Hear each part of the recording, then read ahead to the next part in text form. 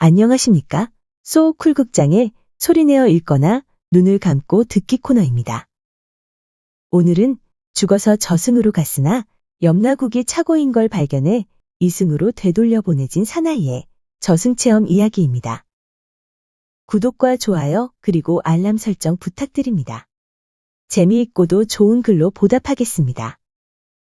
박생이 일찍이 역병에 걸려 10여일을 몹시 앓다가 쇠진해져 있었다. 어느 날 몸은 여전히 이불 속에 있었지만 혼이 점점 빠져나가는 것이 느껴졌다. 아내와 아들이 몹시 울고 있었는데 그들에게 말을 걸어보고 만져도 보았지만 아무런 반응이 없었다. 저승사자와 함께 집을 빠져나왔는데 마치 술락군에게 붙잡혀 관아로 끌려가는 것 같았다. 훌쩍 올라가더니 광막한 하늘을 거쳐서 한 곳에 다다랐다. 허공 중에 황금으로 지은 궁전이 있었는데 배곡으로 만든 누대가 있었고 마치 큰 절간 같았다. 야차 무리가 관정에 늘어서 있다가 박생을 보고는 풀쩍풀쩍 뛰어와서 붙잡아 꿇어앉혔다. 그리고 곧장 끓는 솥에 집어넣었다. 박생이 놀라 살펴보니 수많은 남녀가 끓는 기름솥 속에 뒤섞여 있었다. 저 사람들 속으로 휘말려 들어가면 다시는 나올 수 없으리라 생각하고 두 손으로 솥의 옆면을 붙잡고 엎드려 떠 있었다. 얼마쯤 시간이 흐른 뒤에 야차가 그를 쇠꼬챙이로 찔러서 건져 도로 바깥에 내려놓았다. 그다지 고통이 심하지는 않았다. 조금 있으니 누군가 야차에게 명하여 그를 상급 기관으로 송부했다. 그곳은 의자의 좌우로 탁자가 설치되어 있어 세상의 관부와 같았다. 면류관을 쓰고 수놓은 옷을 입은 높은 분들이 위에 앉아 있었는데 그 위의 굉장함은 임금과 다름없어 보였다. 문서가 구름처럼 쌓여 있고 판결이 우레같이 떨어지는 가운데 서리들이 책상 아래 엎드려 문서를 전달하고 있었다. 그 청정하고 엄숙한 분위기는 인간 세상과 전혀 다른 느낌이었는데 마침내 박생을 불러들여서 하문했다. 서리처럼 보이는 이가 물었다. 너는 세상에 있을 적에 무슨 선행을 하였으며 무슨 직책을 맡아보았느냐? 세상에 있을 적에 특별한 행적은 없었고 의국에 소속되어 방서를 출납하는 직책을 맡아보았나이다. 박생이 진술을 마치자 업경대를 통하여 그 말의 진실 여부를 가린 뒤에 서리가 여러 관인에게 두루 아뢰었다. 이에 관인들이 모여 의논하는데 한 관인이 말했다. 이 사람은 정해진 운명이 다하지 않았소. 아직 올 때가 아닌걸. 관리가 명적을 조사할 때 실수하여 이런 착오가 생긴 것이오. 어떻게 처리하면 좋겠어? 전상에 앉아있는 관인 가운데 한 분은 용모가 매우 거룩하여 우리 선대왕이신 성종대왕 같아 보였다. 처지에 맞지 않게 돌아가신 대왕님을 그리워하고 있는데 선대왕처럼 생기신 분이 가만히 박생을 데리고 전상 뒤로 가더니 이르시었다. 지금 너에게 떡을 줄 터인데 내가 만약 그걸 받아먹으면 다시는 인간 세상에 돌아갈 수 없게 된다.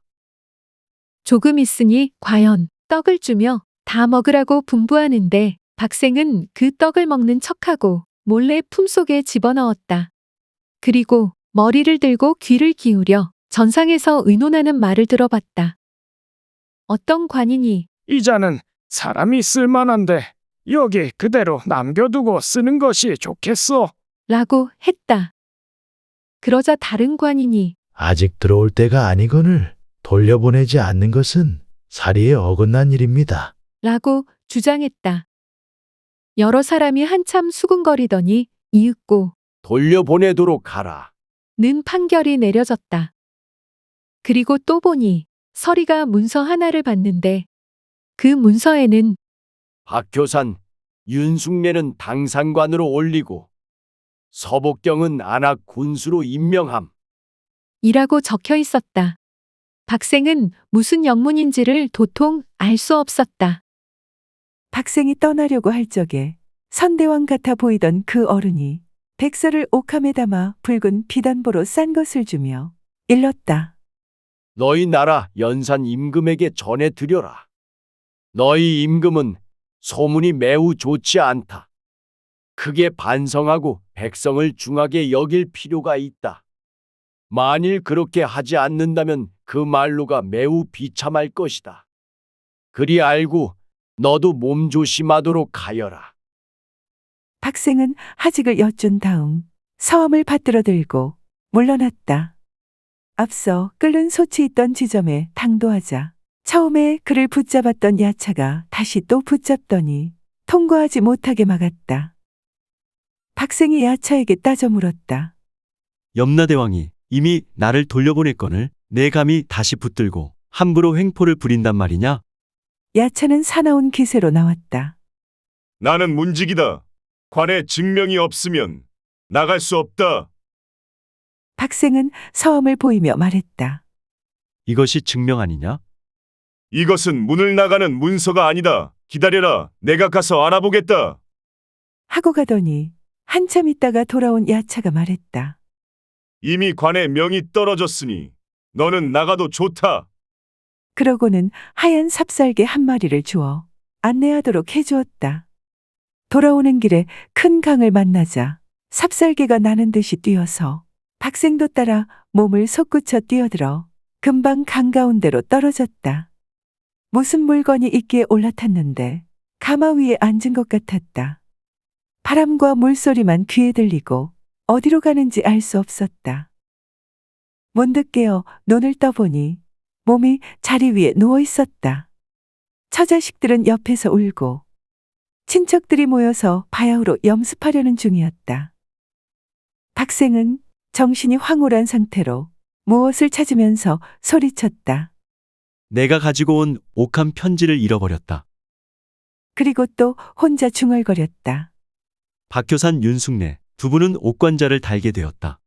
서복경은 원님으로 나가신단다. 응당 내가 가서 알려드려야지. 그러면서 문을 박차고 달려나가려고 했다.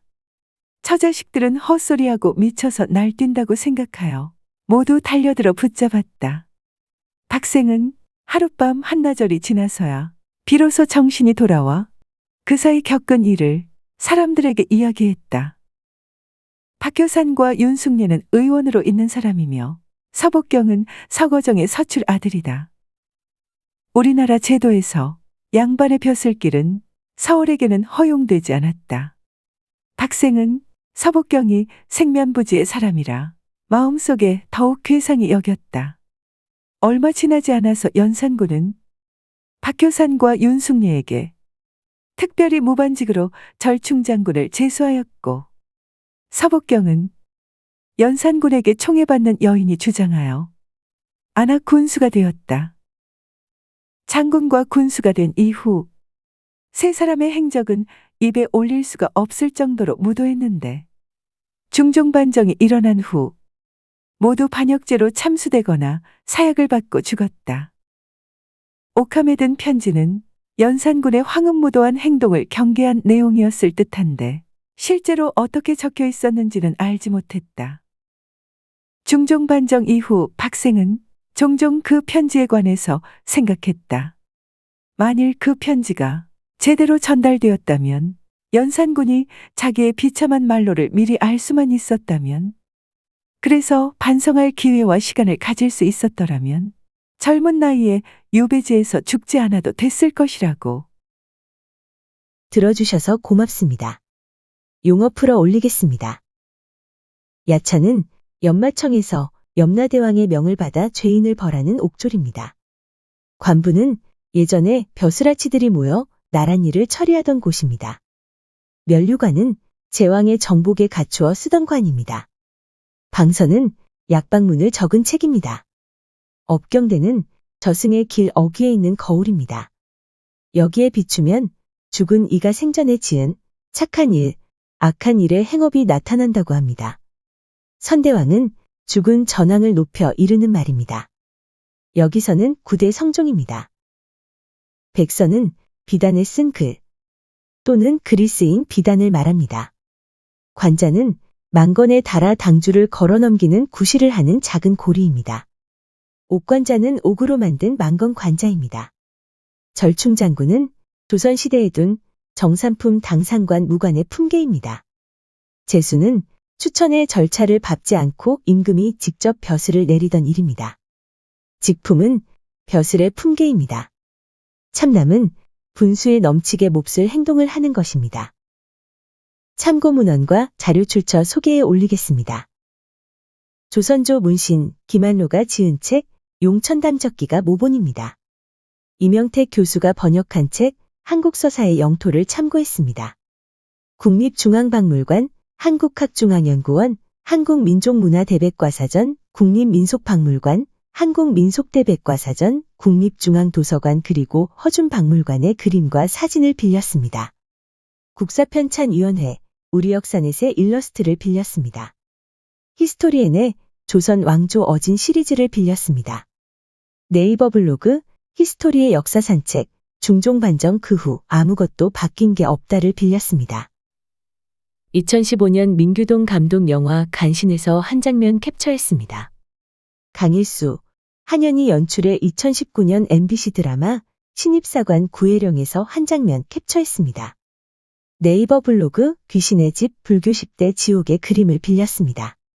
국립민속박물관 개최 기산 풍속화에서 민속을 찾다 특별전의 전시 도록을 빌렸습니다. 조선시대 화가 신윤복과 김중근의 그림 몇 점을 빌렸습니다. 위키백과와 나무위키의 기사와 사진을 빌렸습니다. 123RF, 핀터레스트, 크라우드픽, 픽사베이, PNG트리, 러브픽, 클리바트 코리아 그리고 프리빅의 사진과 일러스트를 빌렸습니다. 소우쿨 극장은 일주일에 2번, 매주 화요일과 토요일, 오전 11시 전후에 이야기 올리는 것을 원칙으로 합니다. 반면에 쇼츠는 매일 한 편씩 올리도록 노력하겠습니다. 고맙습니다. 다음에 만날 때까지 건강하시기를 기원합니다.